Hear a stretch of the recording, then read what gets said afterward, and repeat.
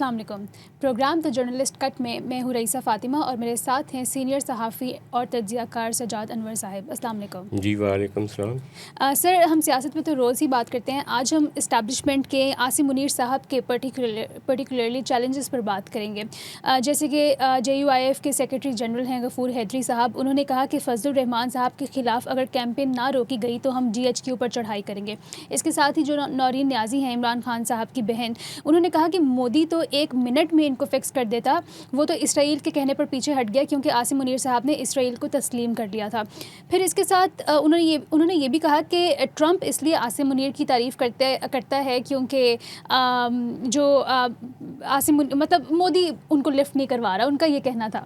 اس کے بعد کشمیر میں جو جوائنٹ ایکشن کمیٹی ہے اس میں ہم نے دیکھا کہ کل سابق وزیر اعظم پر حملہ ہوا اور وہ بھی ریاست کو للکار رہی ہے, وہاں بھی کافی زیادہ لوگوں کو چیلنجز کا سامنا ہے. اس کے ساتھ ہی بلوچستان اور KPK میں جو ہم دیکھ رہے ہیں, فار ایگزامپل بنو میں بھی رات کو ایک کارروائی ہوئی جس کے نتیجے میں دہشت گرد ہلاک ہوئے. تو یہ جو ملک میں ڈومیسٹکلی عاصم منیر صاحب کے خلاف حالات بھی ویسے پیدا ہو رہے ہیں, اور جیسے فضل الرحمان صاحب نے اسٹیٹمنٹس پاس کی, تو ایک طرح سے ان کی اسٹریٹجی ہم کہہ سکتے ہیں کہ کام نہیں کر رہی. یہ کیوں, کون سے فلاز ہیں جن پہ ہم بات کر سکتے ہیں جو ہمیں پتہ ہونے چاہیے کہ اسٹیبلشمنٹ یہاں پہ کیوں اتنی ریلیکٹنس فیس کر رہی ہے اپنی کارکردگی کی بنیاد پر.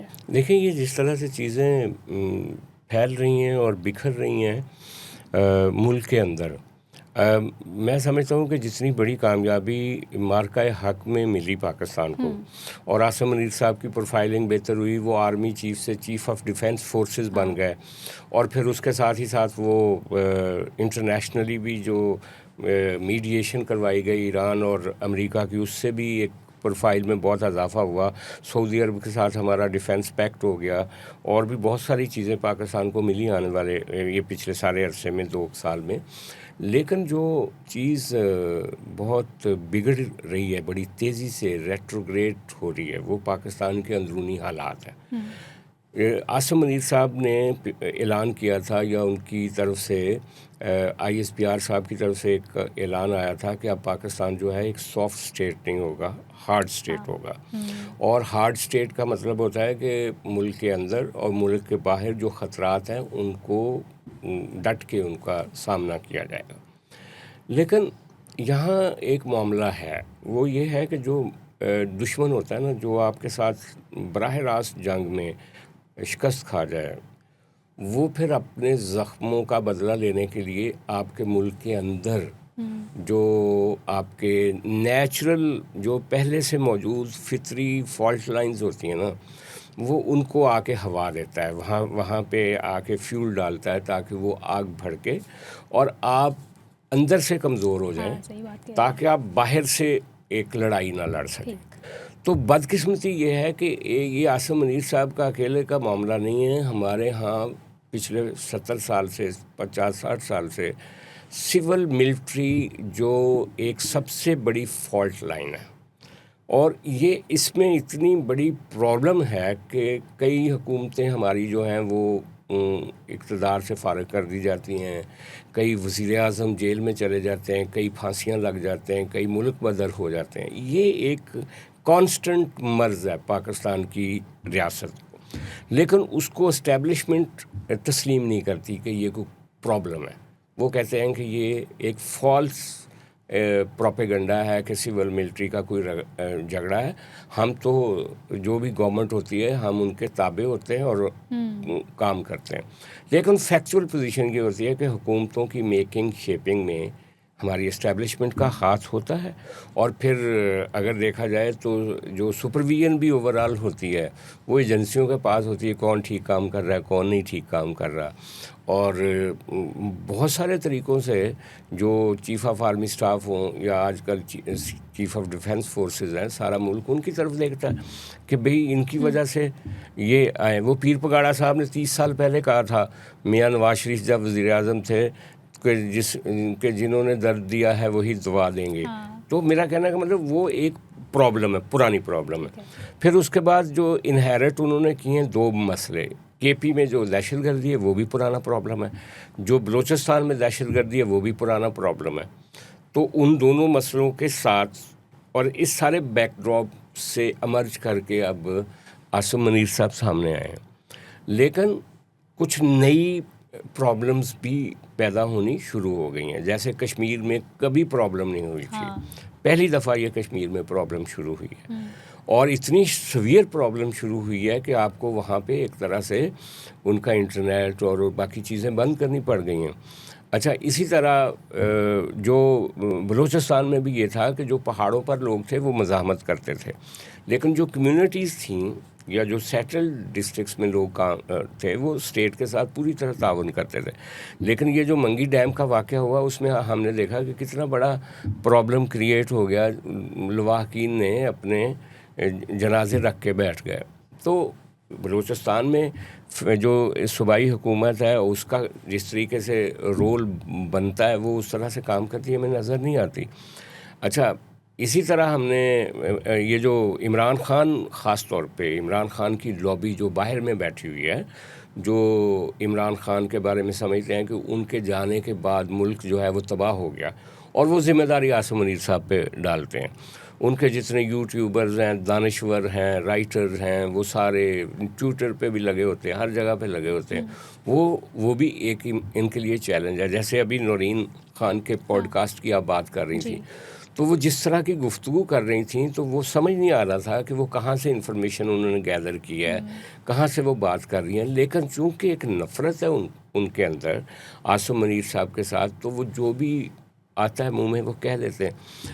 تو یہ سوال یہ ہے کہ کسی سائیکالوجسٹ نے کہا تھا کہ آپ کا جو مخالف فریق ہے اگر وہ کسی طرح سے آپ سے نفرت کرتا ہے, تو اگر وہ اس نے مائنڈ بنا لیا ہے آپ کے خلاف, تو وہ ایک ریئلٹی ہے, آپ اس کو تبدیل نہیں کر سکتے. اور وہ جو مائنڈ بنا ہے اس کی رائٹ ریزن ہو یا بری وجوہات ہوں, لیکن ایک ہو گیا. یہ ہم کام ریاست یہ کام کرتی ہے کہ جو مرکز گریز قوتیں ہوتی ہیں یا جو ایسے مسکرینٹس ہوتے ہیں یا ایسے ایلیمنٹ ہوتے ہیں جو ریاست کی یگانگت کے لیے خطرہ ہوں, تو ان کے لیے پہلا مرحلہ یہ ہوتا ہے, پہلا فیز یہ ہوتا ہے کہ ان کو کسی طرح سے سافٹن کیا جائے.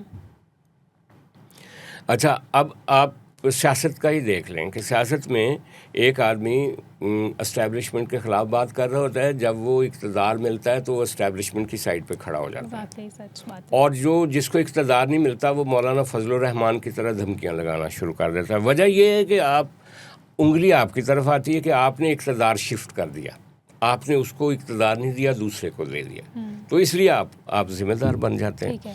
یہی پرابلم پی ٹی آئی کا ہے. اچھا, پھر اسی طرح بعض جو یہ ایک فیڈریٹنگ یونٹ ہے, بعض علاقوں کے لوگ کہتے ہیں کہ ہم اس لیے ساتھ ہیں کہ ہمارے حقوق ہمیں ملیں, ہمیں ایک برابر کا شہری مانا جائے, فیڈریٹنگ یونٹ کے ساتھ کے طور پہ ہمیں رسپیکٹ کیا جائے. لیکن جو ہمارے ملک میں اکھاڑ پچھاڑ ہوتی ہے حکومتوں کی, اور جس طریقے سے چیزیں آگے پیچھے ہوتی رہتی ہیں, اور جو ہماری ریجن کی جیو پولیٹیکل صورتحال ہے, اور جس طرح کی ہماری اپنی ملک کی معاشی صحت ہے, جس طرح سے ہم قرضوں سے اپنا ملک چلا رہے ہیں, اس کی وجہ سے یہ کمپلیکیشنز اور بھی پھر بگڑ جاتی ہیں. تو سوال پھر آتا ہے واپس کہ آپ کو مشورہ کون دے رہا ہے, آپ چیزوں کی ہینڈلنگ کو کیسے بہتر کر سکتے ہیں. میں پھر کہتا ہوں کہ ایک زمانہ تھا کہ ہماری اسٹیبلشمنٹ کے مشیر جو تھے وہ بڑے کیلیبر کے لوگ ہوا کرتے تھے. اسٹیبلشمنٹ کے مشیر لائک مطلب مشاہد حسین سید, ملیحہ لودھی, اس طرح کے لوگ ہوتے تھے جن کے ساتھ وہ کنسلٹ کرتے تھے کئی چیزوں پہ.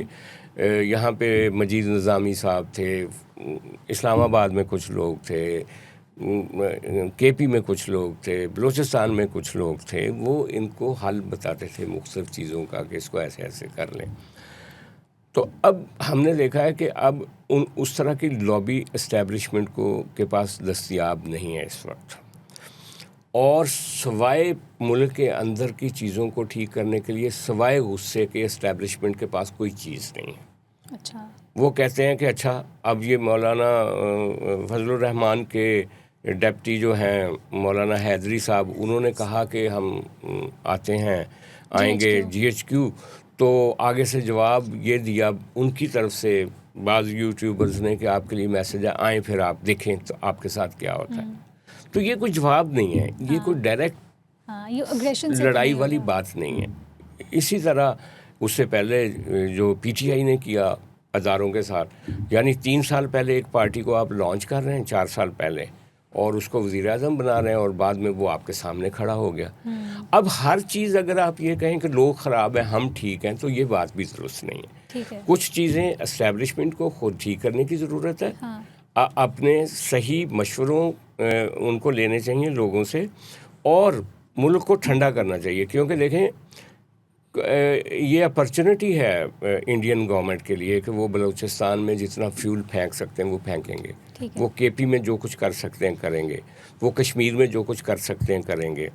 وہ سیاست دانوں اور فوج کی لڑائی کے اندر بھی کوئی اپنا رول پلے کر سکیں گے دھیرے سے، ایسے طریقے سے کہ آپ کو پتہ ہی نہ چلے. جس طرح سے نورین نیازی صاحبہ گفتگو کر رہی ہیں، جس طرح سے لندن امریکہ میں بیٹھ کے لوگ باتیں کر رہے ہیں اسٹیبلشمنٹ کے خلاف، تو کہا جا رہا ہے کہ ان کو فنڈ مل رہا ہے کسی نہ کسی جگہ پہ.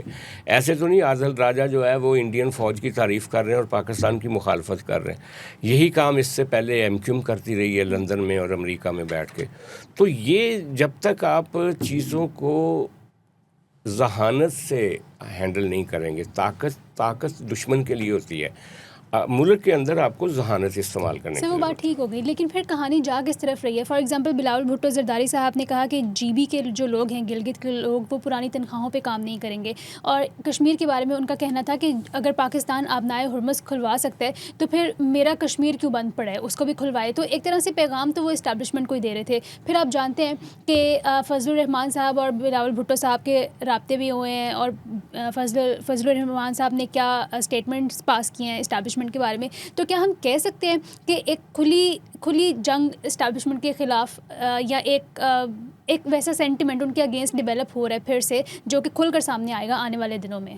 یا پھر یہ لوگ صرف کشمیر اور گلگت کے مسائل حل کرنا چاہتے ہیں، ان کو اسٹیبلشمنٹ سے کوئی اتنا ایشو نہیں ہے؟ نہیں، یہ تو پرابلم چلتی رہتی ہے نا سیاستدانوں کی. بلاول بھٹو آج کشمیر اور گلگت بلتستان کی بات کر رہے ہیں، پہلے وہ سندھ کی بات کر رہے تھے، 18ویں ترمیم کے خاتمے کے خلاف بات کر رہے تھے.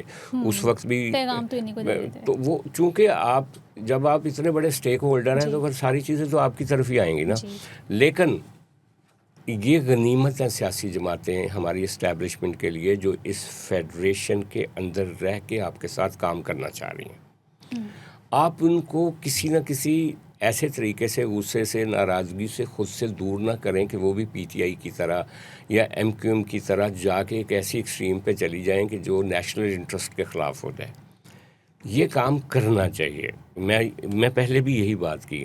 اب بلاول بھٹو جب یہ کہہ رہے ہیں نا کہ دیکھیں چیزیں پائل اپ ہوتی رہتی ہیں. آپ نے پچھلے 70 سالوں میں ملک کے ساتھ جو کیا وہ کیا، لیکن یہ جو علاقے آپ نے اپنے ساتھ رکھے ہوئے ہیں، کشمیر اور گلگت بلتستان، ان کو آپ نے صرف اس وجہ سے کہ یہ ایک انٹرنیشنل ڈسپیوٹ ہے کشمیر کا، تو ان لوگوں کے جو حقوق ہیں، آئینی حقوق ہیں، بنیادی انسانی حقوق ہیں، ان کے وسائل کا مسئلہ ہے، ان کی زندگی کا مسئلہ ہے، اس کو ہم نے ایک طرح سے بالکل کونے میں رکھا ہوا تھا.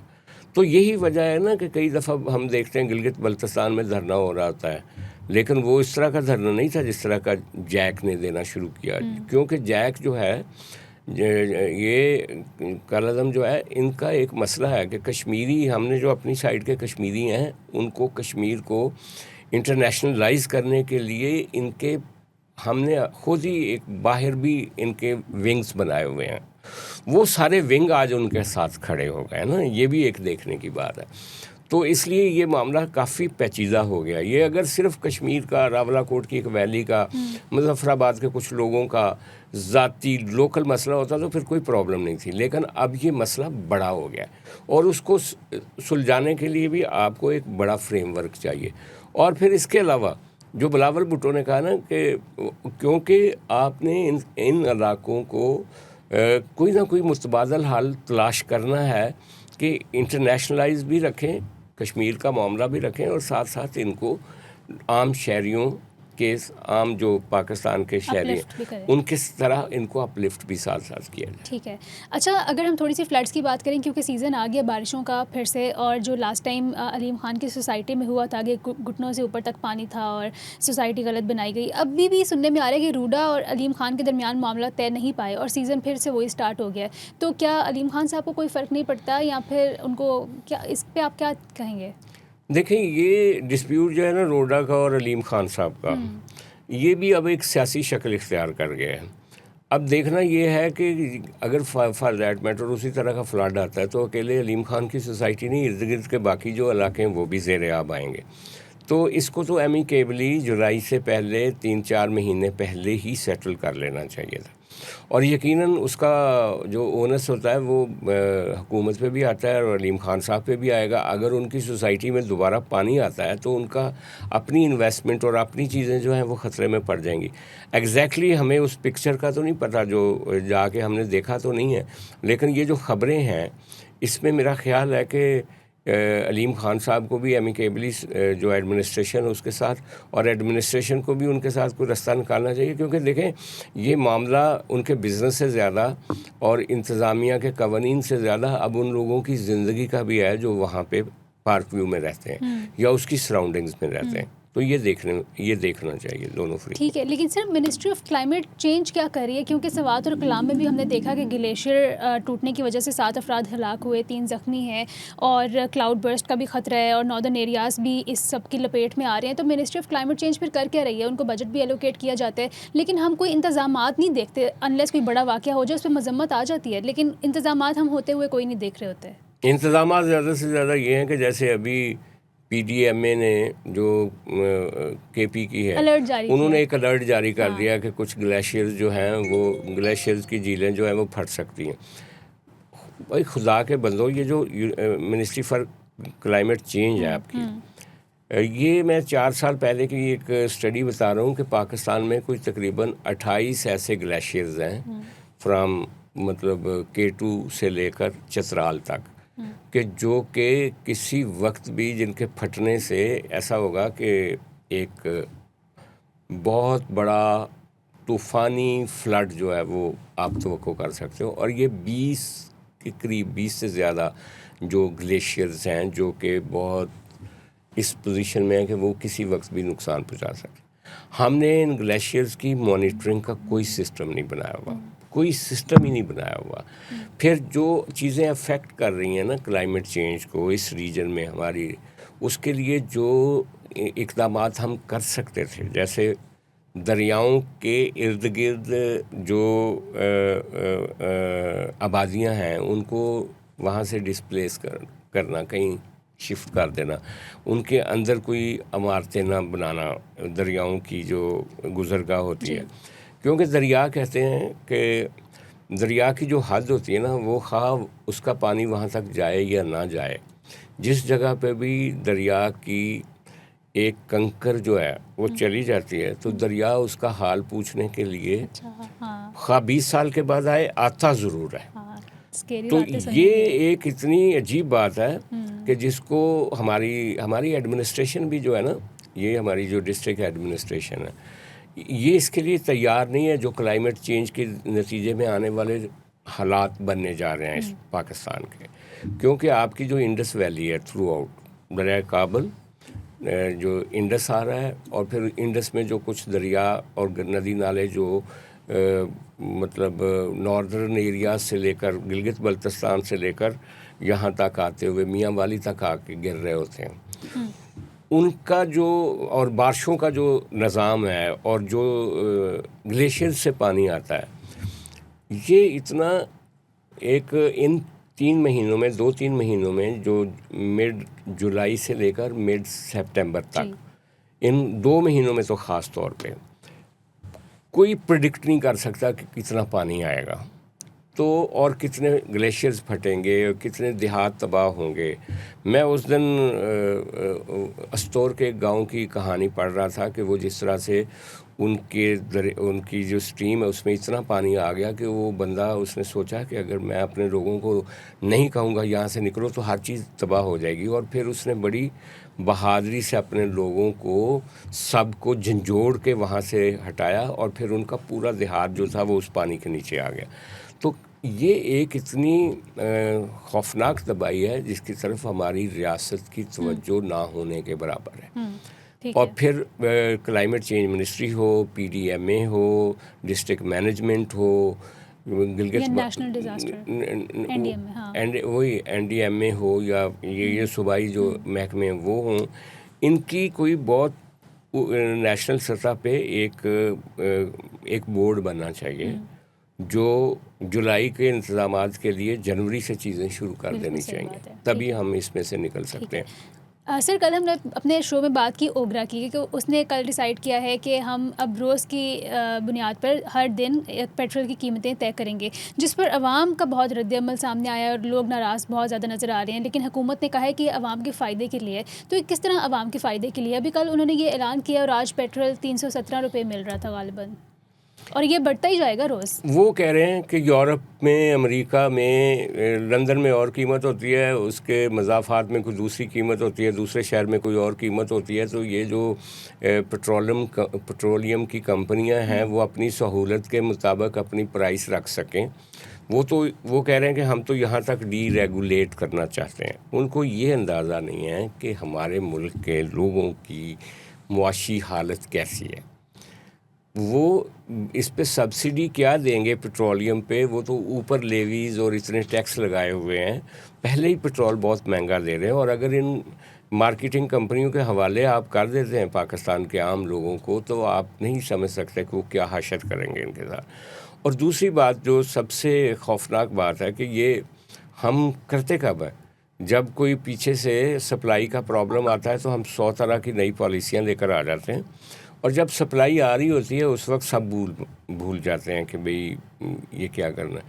تو ایک تو ہمیں وہ مرکنٹائل یا commercial culture, free market economy والا اس طرح سے مسلط کرنے کی یہاں پہ کوشش نہیں کرنی چاہیے. آلریڈی محتاط تخمینے کے مطابق آپ کے ملک کی 50% پاپولیشن غربت کے نیچے ہے, اور آپ لوگوں کے اس طرح سے ٹیسٹ نہ کریں. ان کے ساتھ معاشی کھلواڑ جب کرتے ہیں تو پھر کشمیر جیسی صورتحال پیدا ہوتی ہے. بالکل صحیح فرمایا سر, بہت شکریہ آپ کے آج کے تجزیے کے لیے. کل ہم حاضر ہوں گے ایک نئے ایپیسوڈ کے ساتھ, تب تک کے لیے خدا حافظ. خدا حافظ.